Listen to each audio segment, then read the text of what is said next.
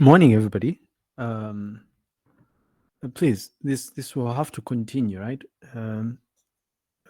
Me, repeating myself and politely asking if you can confirm, if you can hear me, and if you can see my screen. We just have to just because the instances where I found myself thinking that I'm actually interacting with people when in actual fact I'm speaking to myself. So please, could one of you kindly confirm if you can hear me and if you can see my screen? I see some hands up there. We can see your screen, sir. Oh, you can't see my screen? Yes, sir. Oh, is this the case for everybody else? No, I think it's just his network. Okay, thank you. Beautiful. Thank you very much. Please, you want to check your network or something here? Um, yeah, we we have a series of makeup classes we need to have, right? Because we had about 2 days dedicated to those presentations, if you remember. So I want to suggest here, I want to suggest that we have our next makeup session on Saturday, 12 hours, you know. Please take note. All right. So today, right, I'm hoping here that the conversations that we have had so far have been have been very helpful in regards to project management. The other things to do with budgeting really are pretty straightforward, in my opinion. We don't really have to waste time showcasing to you how you prepare a budget.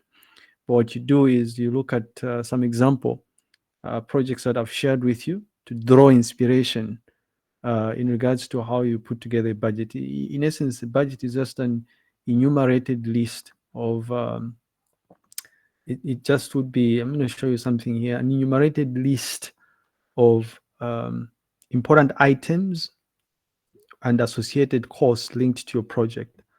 So it doesn't matter whether what I'm going to showcase to you is like um, is it a master's proposal or something, but I'm just going to show it to you nonetheless, so you have an idea. I know we're recently discussing these things with some of my colleagues that are doing kind of their master's proposals here. So this is an example of a master's proposal document.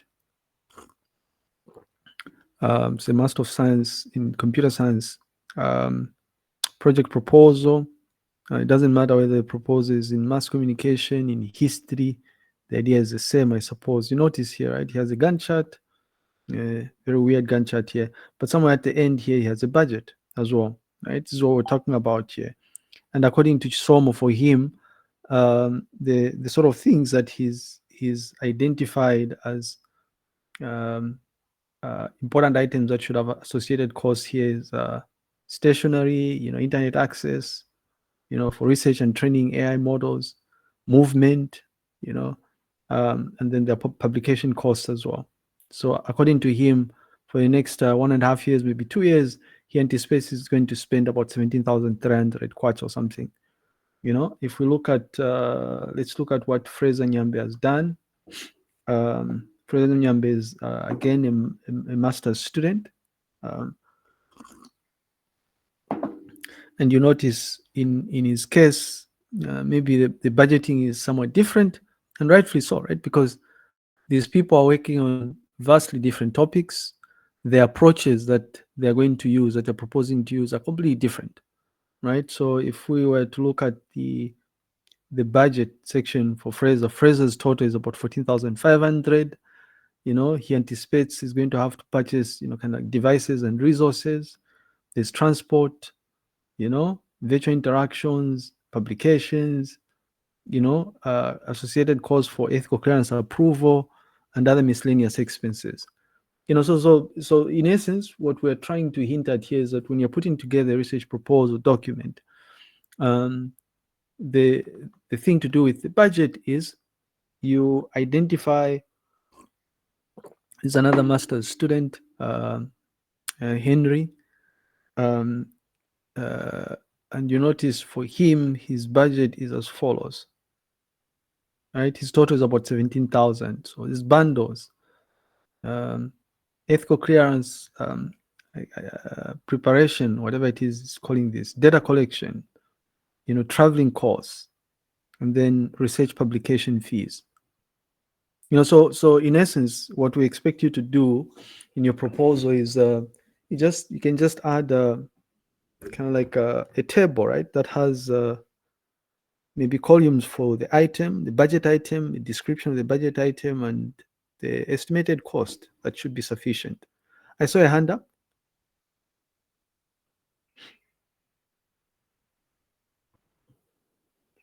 I thought somebody had their hand up or something. I don't know if it was just me. Okay. If there's no hand up, then we're going to proceed now, right? Seeing as I thought I'd exported this actually. Yeah, I did. So we're going to proceed with our discussion of lecture series number 8. And in lecture series number 8, we're going to spend the next couple of sessions discussing in detail the important aspects associated with your typical research methodology. If you've been following through with what we've been doing here, it's like we've been going through this cycle here, is it? Yeah, we've been studying this, and so far we've discussed in-depth things to do with how we frame research problems and how we come up with research questions, specific objectives and associated research questions, how we sort of like cast a typical introduction to include a contextual overview of the problem that we're addressing. And then we found ourselves in phase number 2, where we were discussing a wealth of important concepts as they relate to your literature review, right? How it fits into the bigger picture here, where we find sources, how we manage sources, how we vet these sources, right? Because not everything we find on the internet is something that we can trust. But we've been equipped with the necessary tools and the necessary knowledge to enable us effectively evaluate these different literature sources, especially as they relate to what we introduced as predatory publication venues or predatory journals, for instance, right? Because this is publishing is $1 billion industry, everybody wants their share of that cake, if you will, right? So we want to be very careful.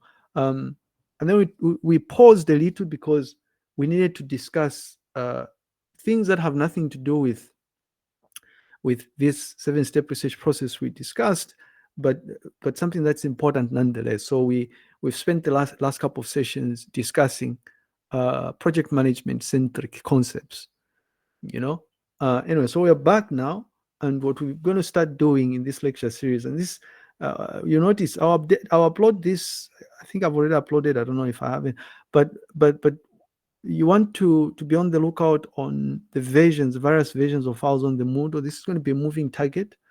I was doing an audit of the content I have in the lecture slides, and I noticed that there's quite a bit of information that is missing. So I'm going to update this. So be on the lookout. But anyway, so what we are essentially going to do here is just do a repeat of some of the things we discussed, but then discuss them in depth, right? And I thought it would be nice here for us to start off by reminding ourselves of I don't know how many of you remember this prep study that was conducted at the UNZA, right? I introduced you to this because my thinking was that this is one of those things that you can easily relate to, right? This is a study that was done at the UNZA, right? It's an extremely important topic, right? It's something that affects society as a whole, right? This HIV/AIDS topic is quite a serious issue. I mean, there are significant strides that have been made, but it's quite significant nonetheless. Now, I wanted to first of all start off by highlighting, and I don't know if maybe the right thing to do here would be to just maybe the right thing to do would be to open the paper itself. I don't know, right? I'm going to open this so that we can refer to this document itself. But what you begin to notice in this document is that there's some important components to this document, right? First, the abstract, the abstract is one of those so-called structured abstract, right? It's a bit different. Some of these articles that I've showcased as an example. I don't know if you notice this, right? It's like your abstract has subsections or something like that. It's like clearly marked sections, not subsections, but clearly marked sections, right? Compare and contrast with some of the things like we recently had our paper accepted, which is quite interesting. Yeah. We had a paper accepted at we had a paper accepted. I should show you these things. It's important, I guess. We had a paper accepted at the MICAI event. I'm just hope 2 papers actually that were accepted, which is quite good for us. But yeah, so by the way, when your submission gets accepted, you would typically receive something. I don't know if we discussed this, but just in case we did not, I would want you to look at this, right? To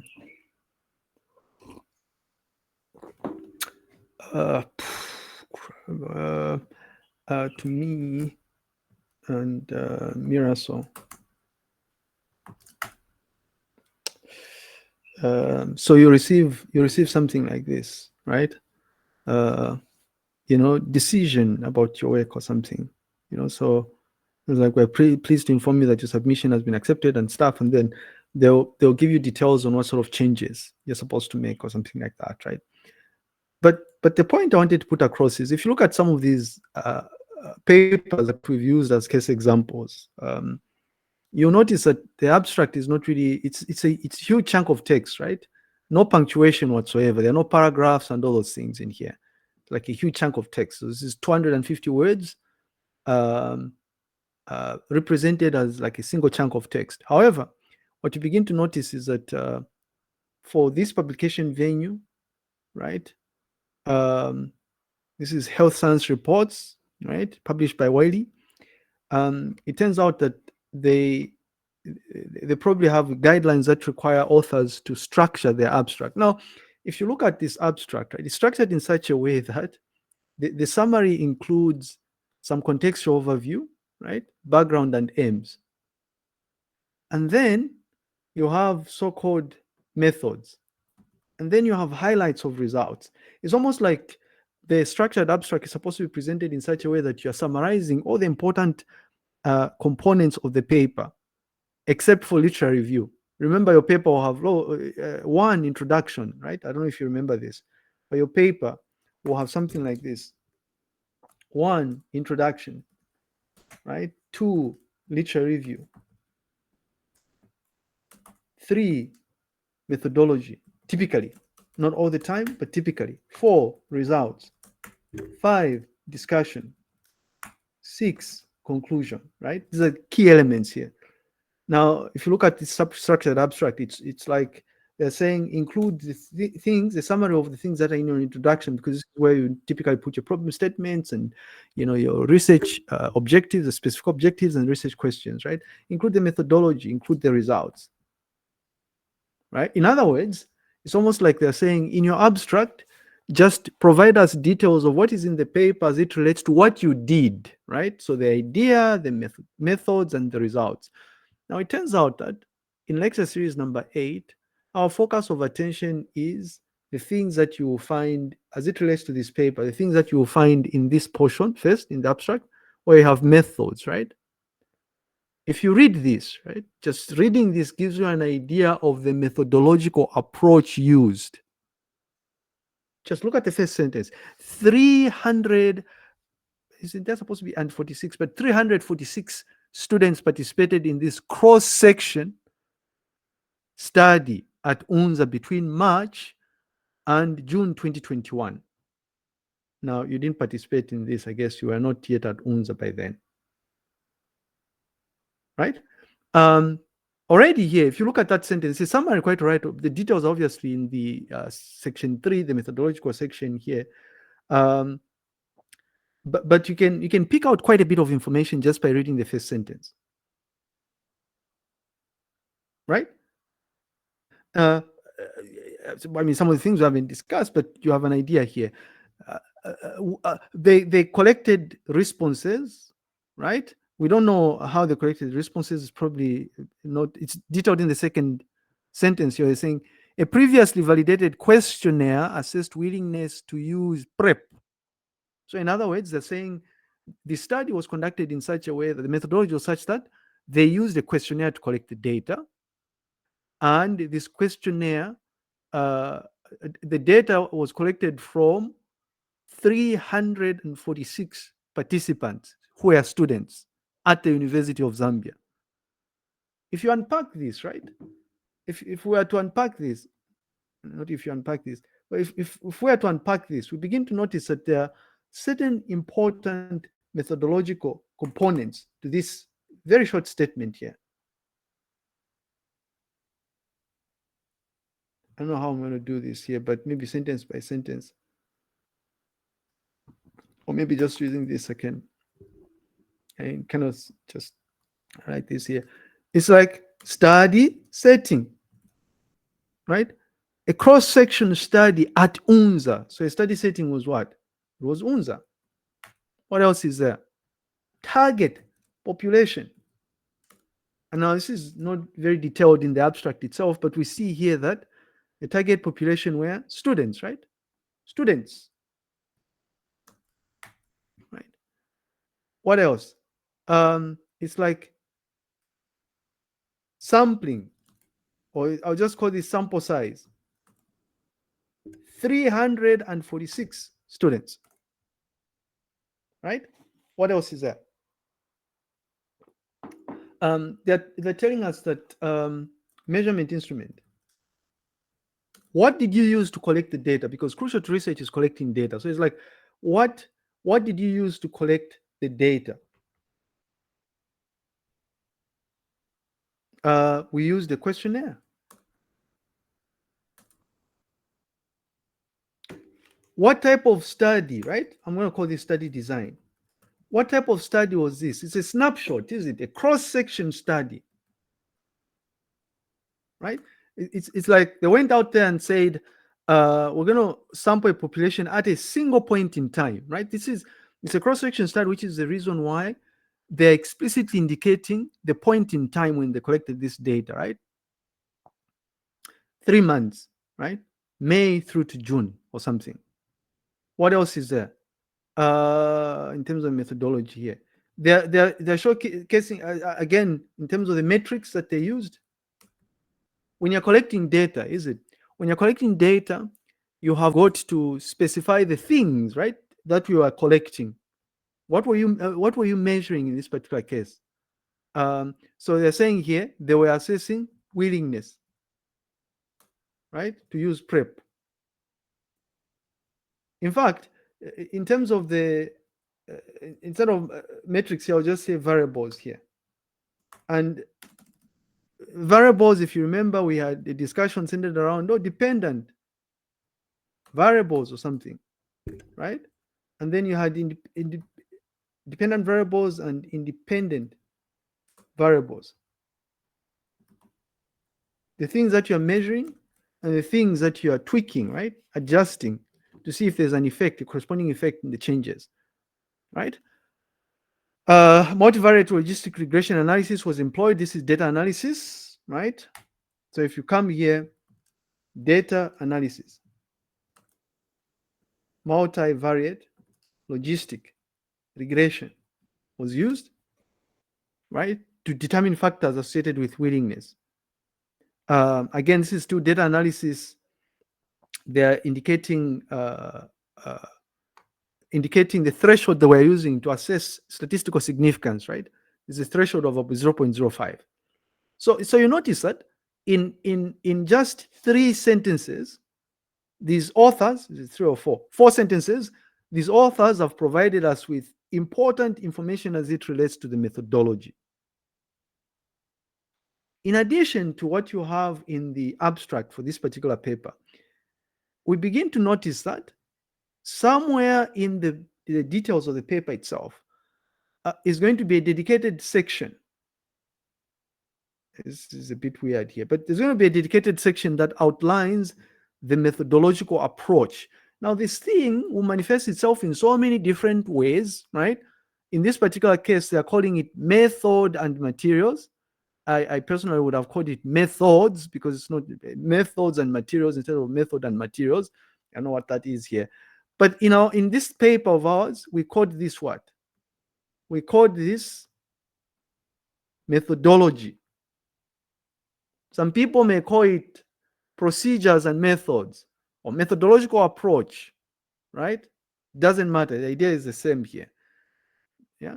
And if you spend time and you thoroughly go through the section 2 in this particular case, you notice that they're providing in great detail, and in fact, through properly annotated subsections here, methodological aspects of the study itself. The how. In essence, what you're doing when you're specifying details in the methodologies, you're telling people how you conducted the study. How was the study conducted? And the how, you will notice, we've already introduced this, but you will notice encompasses a broad spectrum of things. Like, where exactly did you collect the data? From where was the data collected? Guys, listen. This is the reason why you want to be very careful here. You see this paper, right? On the one hand, they're telling us, and I don't know if you picked up on this one here, like I do quickly. I pick up things here rather quickly. Here they are telling us that it's a cross-section study conducted at the University of Zambia between 1st February and 30th April. But you're telling us something else just recently, right? I don't know if you... Here they're telling us that they extracted the data in this period. This is the same period as here. This is March and June. What's happening here? We have to be... People will not trust, or they'll be suspicious of what sort of things you have in the paper if you're making these very basic mistakes, right? Discrepancies. I don't know if you picked up on that one. By the way, when you pick up on this, you can reach out to the publishers. Please, one of you, maybe you can reach out. Look at the publisher site and then report this article and say there's a discrepancy between the cross-section study period in the abstract and in the detailed methodology, so that they reach out to the authors and the authors will send a corrected version of the paper. It's not a very serious paper. I mean, very serious kind of mistake, but it's something worth reporting nonetheless. When you report something like this, what these publishers will do is they have a content update policy, right? And so they'll have what's called crossmark metadata. And so they'll update the crossmark metadata and hint at the fact that the original submission of the paper was maybe, I don't know when this was published here, but this thing was published on, I don't know if it's not, but I would say received 22nd October or something. And then there was there's an updated version as of July 30th or something. Or maybe assuming that it's done maybe by August 31st or something like that. You understand? So it's called, you typically have a content update policy, and there's an event I'm facilitating very, very soon, beginning tomorrow actually, and these are some of the things we're going to be discussing, right? So our journals at UNZA, we are gradually getting to a stage where we're defining these policies. So JABS, for instance, we've created these policies for the Journal of Agriculture and Biomedical Sciences, and one of the things we have is a content update policy. Right? It outlines what we do to update the content. You understand? So if there's an update, what people will do, what they will see is when they access a paper like this, there's going to be a link to crossmark metadata. I hope Professor Mumba has done this. Here, you see this? If I click here, it takes me to a crossmark page that tells me whether there's been a change here. In this particular case, this document is current or something. I don't know. I thought I would mention that. But back to this, right? The methodological approach, right? They are clearly telling us here through this section, in these subsections for the methodology, right? The study design used and the study setting and the population is in this section, right? It's at the University of Zambia, which is located in Lusaka, Zambia or something. I don't know if it's important here, but it's the largest learning institution in Zambia with over 4,000 registered students and over 100 undergraduate learning programs. You're providing details of the study setting. So it's not enough for you to just say we worked with students at the UNZA. You're trying to make it known to say the UNZA has a diverse it has a diverse set of students that are enrolled in law school, in social sciences, and in STEM-centric fields, right? More importantly, you notice here, as part of the study design, they're outlining the criteria they used, right, for students to be to qualify to be eligible to participate in the study. They were looking at people that were older than 18. Why? Because the age of consent in the Republic of Zambia is 18. If you are collecting data from somebody who is younger than 18 years of age, you cannot go to them and say, sign this consent form. What do? You go to their legal guardian. If you remember our discussion of ethical consideration. And so this is one way of getting around that problem, because we know that sometimes at the UNZA, when we're dealing with first years, you have people that skipped grades, right? You skipped grade 6 and grade 7, and before you know it, you're showing up at UNZA and you're 16 or 17 or something. That's fine, I guess. But I thought I'd mention that here. What else are they indicating here? As part of their study design, they're specifying the criteria, because UNZA has people that are enrolled into different modes of learning. Is it part-time, people that are under a distance mode of instruction, IDE, and full-time students? You have postgraduate students as well. They are telling us here that the way they were filtering, they were interested in full-time students, right, who were willing to participate in the study. And then for some weird reason here, they were not interested in students who explicitly indicated that they were living with HIV, right? So they were excluded from the studies. It's like exclusion criteria, inclusion and exclusion criteria, in other words. You understand here. So we're unpacking the methodology in this particular case. Quite a bit of information that's been provided under section 2.1, right? What else? We see here that, again, still under the methodology methods. By the way, I must mention this. Just because Lighton says, well, when you're writing a paper, section 1 is introduction, section 2 is a literary review, and then section 3 is where it should be a methodology. It's not like Lighton is saying everywhere you go in this world, when you're reading papers, then the methodology will always be section 3. No, and this is a classic example, is it? The methodology here is section 2. Right? What these people decided to do, if you read the paper, is that they decided to slot in background information as it relates to state of the art or existing literature in the introduction itself. This is where they have this stuff. But that's neither here nor there. Now observe again. You notice that if you go in section 2.2, they're providing details about sampling techniques or sampling-centric information. If you remember, we indicated that it is not always possible. It may be possible sometimes, but it is not always possible to conduct what's called a census, where you say we're going to collect data from everybody. Now I know what you're saying. Well, but in Zambia, Lighton, they conduct a census. Do you really think that's a census in the classical sense? I don't think so, right?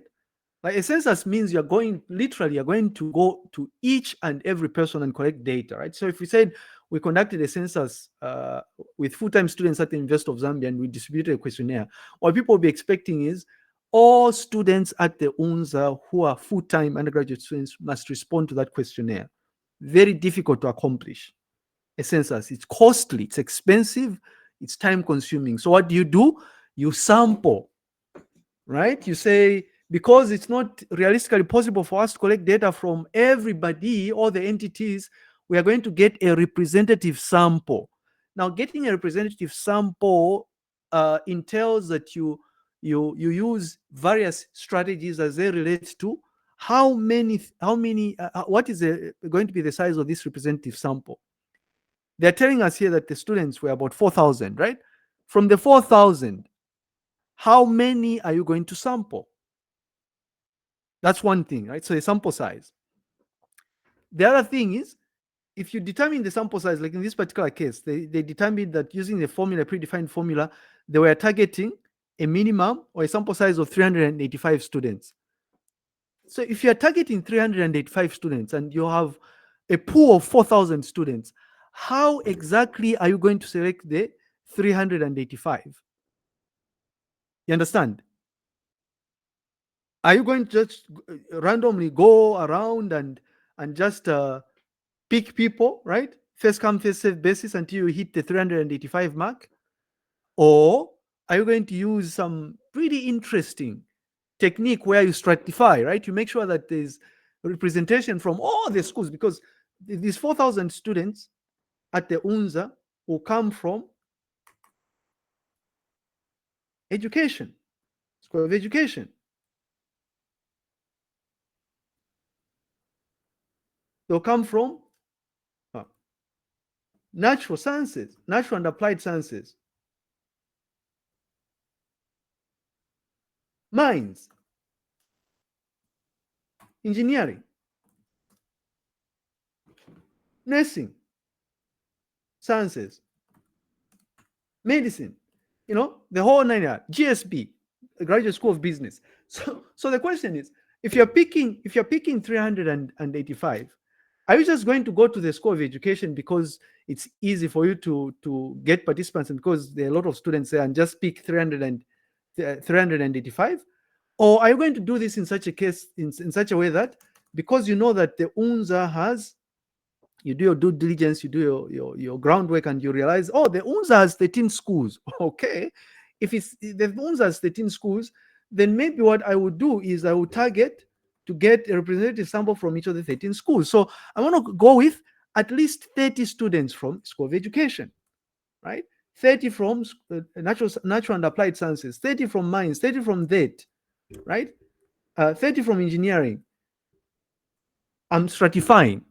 But it gets even better, right? If I'm saying I want to get 30 from each school, the question is, how am I going to select these 30, right? Because the School of Education here has students from LIS, students from LIS department, primary education, right? We have a number of departments here. In addition, right? So there are departments. What else? There are different years of study, different programs. So it gets really complex, right? So you're going to have to decide these 30 here. Am I going to take into account the departments, the programs they enrolled into, whether they are first year, second year, third year, or fourth year? Because you'd want to make this decision because you know that the responses are generally different, right? Depending on these different demographics. These are demographic factors, by the way. The response that I'm going to get just by looking at the study here, this study about prep usage, the older students who are typically in advanced years like third year and fourth year are probably going to respond different from the first years.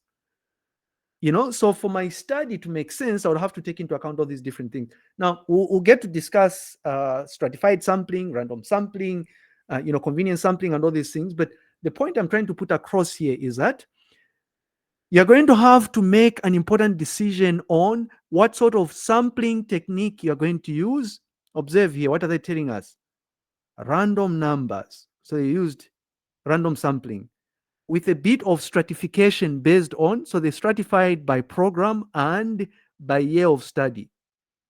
So they were randomly picking these students, but they were stratifying, making sure that you're getting representative samples from all the years that we're targeting and all the different programs, so that the responses they got ultimately will have a mix of people that are enrolled in a BARAM, in BALIS, in B.ICTs Education, in software engineering, right? In electrical engineering, in mining engineering, in geomatic engineering, civil engineering, and stuff.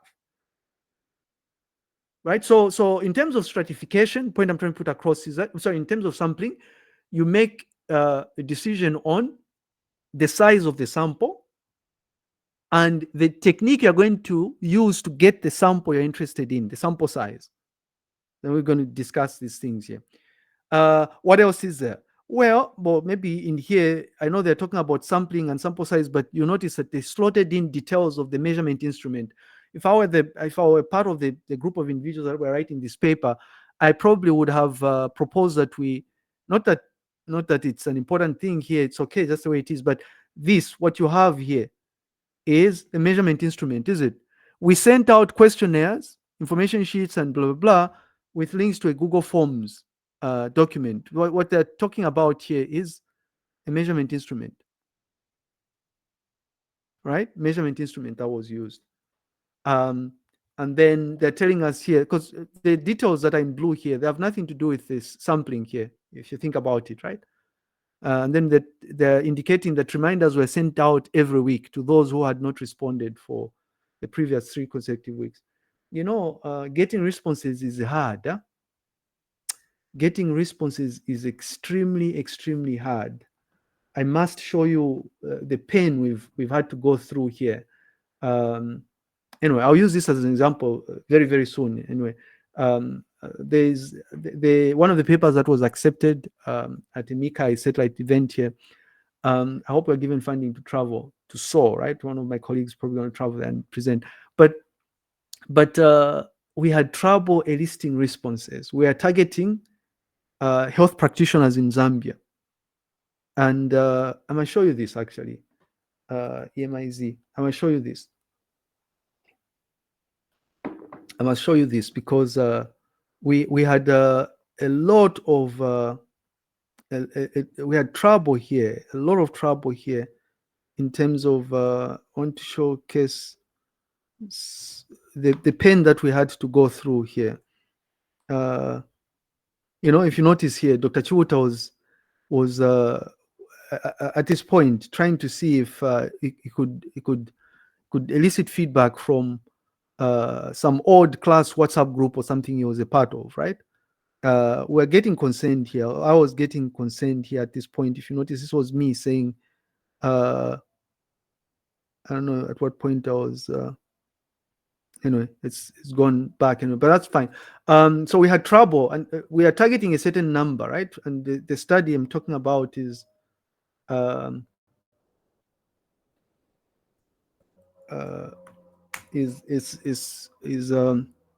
this study here. If I can just look for forms here so that I showcase. It was very painful, a very painful experience actually. It's hard to get responses, really, really hard, right? So we at the end of it all, we managed to get a total of this is an awareness study, by the way. We managed to get a total of 98 responses, just 98 responses. And we have a lot of doctors, right? And you know, radiographers and stuff. These were people were targeting. What, you know, I don't know what this upgrade is. Anyways, so you have that, right? the sampling and sample size considerations, and then if you notice here in section 2.3, what these people are doing here is they're outlining how the data was collected. So the measurement instrument itself, they're saying we used a self-administered questionnaire, right? Then they're indicating here that it was an online questionnaire. I think they're already kind of like indicated somewhere here. It's stuff in blue here, right? There was a link to Google Forms or something. But it's telling you a self-administered questionnaire was adapted from previous studies to collect the data. and it comprised of 2 parts. So what they're telling us here, they're giving us an idea of the measurement instrument, right? Specifically, it's a questionnaire, quite right. And they're saying the questionnaire was created in such a way that there are 2 main parts to capture data. The first part, right? The 2 parts enabled them to capture responses on social demographic factors and sexual behavior and levels of awareness and willingness to use PrEP. And it's quite common for you to have a dedicated section in your questionnaire which will have demographic factors. You're capturing demographic factors, and then there'll be dedicated sections that will actually capture the dependent variables that you're interested in, right? The actual measurables. In this particular case, their goal here is to capture willingness and awareness of PrEP, willingness to use PrEP and awareness of PrEP.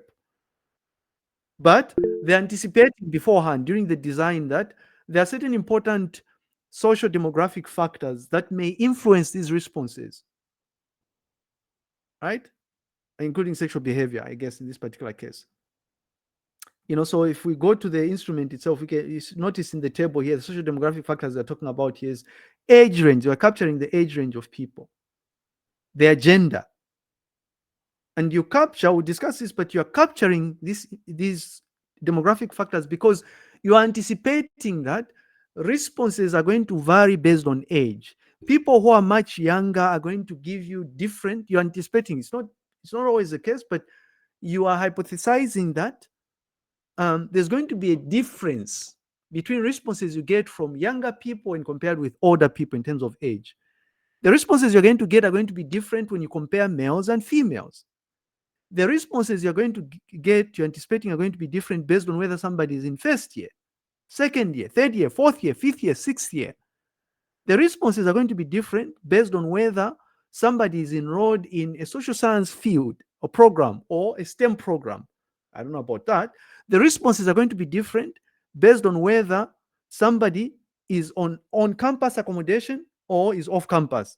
I don't know about that, right?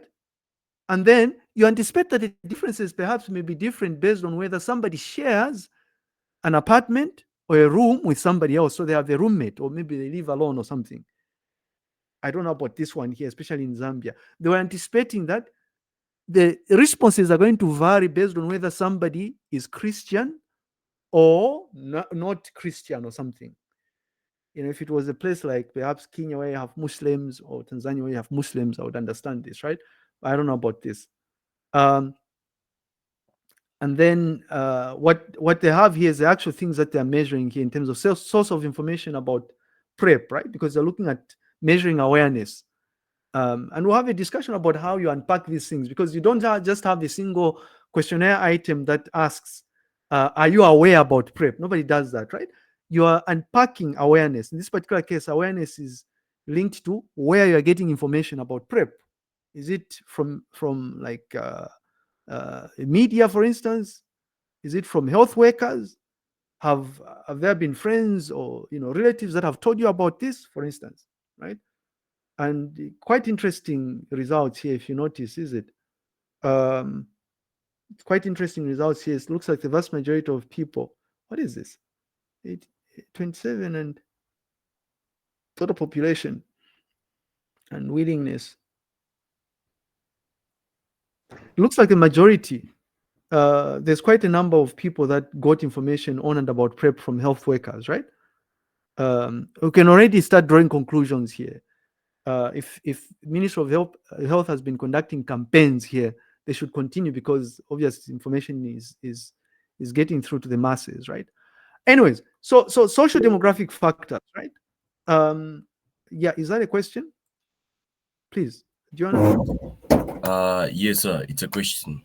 I'd Uh-huh. like to go. It's not a question, sir. It's a request. Doctor, I'm kindly requesting for the same document that was approved by the one you wrote, that was approved by Mikai, and therefore it will greatly contribute to our groups towards this. I'd like to have more insight on the same document, sir. Doctor. Yeah, well, I mean, I'll share that paper. That's not a problem. That's noted. I'll share it. Miss Loveness has a hand up. Yes. Yes, sir. Sorry, but the question is out of topic. I wanted to ask about the Gantt. Yeah, sorry, your audio is a bit muffled here. I don't know if you're using headsets. Do you want to move closer to your mouthpiece or something? Okay, I was saying, can we use Excel to create a Gantt chart? Yeah, you can use whatever tool you want. You can use Excel if you want to. That's not a problem. As long as it's a Gantt chart, All right? right, It has thank all those key elements. Yeah. The milestones, deliverables are clearly outlined. We don't care much what sort of tool you're going to use. You can use whatever tool you want. Yeah. Anyway, so data collection, right? You have these details specified, right? They are providing you details again in terms of how the data was analyzed. When we start looking at data analysis, we discuss these details, these things, specific statistical tests that were conducted. Some of these are too advanced for what we're doing. We may not look at these things, but we'll discuss the importance of conducting these statistical tests, really, right? What else here? Yeah, I mean, and then I just wanted to kind of mention that in as much as this is a preference, what I lean more towards a way of writing that incorporates ethical consideration as part of the methodology, because this is all part of the methodology, right? But what they did here, they just included it as a standalone kind of like section. So it's section 4. But I much rather would have probably preferred if this was added as part of section 2. In fact, what they do is even data analysis, right? They have a dedicated section that outlines the statistical tests that they conducted. This is all methodological, right? You're telling people how you conducted the study, what sort of tools you used and stuff, right? So in essence, I just wanted to give us an overview, okay, of what sort of information you take into account when you're coming up with a methodology. You understand? So issues to do with the approach, right? The study approach, the study design. With the study design, you're outlining details to do with the target population, the study setting, things like how the data is going to be analyzed or something, sampling techniques and all those things. And then you have ethical consideration as well. I'm going to leave it at that and ask if there are any. I know this is just a way of trying to ease our way into what we're going to be discussing as part of the methodology, a reminder of something we already discussed. But there's a question here from Mushi. Yes. Yes, sir. I've been trying to find out certain things about the kind of data collection. So, if you use a qualitative data collection method, sorry, in the project management, are you supposed to like also include the chart or something that's going to talk about the theories, like in a diagram or something? Put a chart where again? Like let's say use the qualitative data analysis or data collection. Then in the project management, there is a chart or anything, or that chart is only for qualitative approaches. No. So the chart is just for like phases, not details, right? Yes. So you don't have to include any charts about how you conducted the qualitative study. What you do in the as part of project management in the Gantt chart, for instance, is you just say as part of qualitative study, did you collect this data using interviews or focus group discussions? Is it content analysis?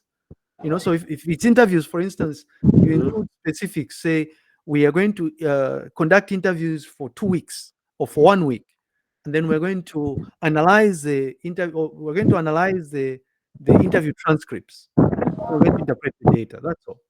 No Alright. chart required. So, Yeah. so in this case, it's a must that in the project management, supposed to actually add something like a diagram to talk about what you just mentioned right now. What is that? I'm saying like it's a must, like what you just said, that even if you're using qualitative or quantitative, that you're supposed to explain something in a diagram like that. What diagram are you referring to? I'm trying to Like, understand the diagram. The diagram I'm trying to refer to is, let's say, the Gantt chart, or because I was Yeah. told. So in the Gantt chart, because in the Gantt chart you're going to have methodology, right? And in Yes. the methodology, one of the things you're going to have to outline is how are you collecting the data here. right? So if you're conducting interviews, you're going to have to say conduct interviews or something as an activity, right? Transcribe interview audio or something like that. Analyze interview transcripts. These are the information that you are outlining, the activities you're performing. All right, sir. Thank you Do very you much. understand? Yeah. Thank you very much. Yeah. Okay. Listen, everybody, thank you very much. And I will see you hopefully over the weekend here when we have makeup class. I'm eager for us to quick get this out of the way. This is July 30th. I want us to get this out of the way so that we can actually start collecting the data. Okay. And very, very soon, I'm actually going to put up an assignment to do with you coming up with a methodology. Yes, Moses.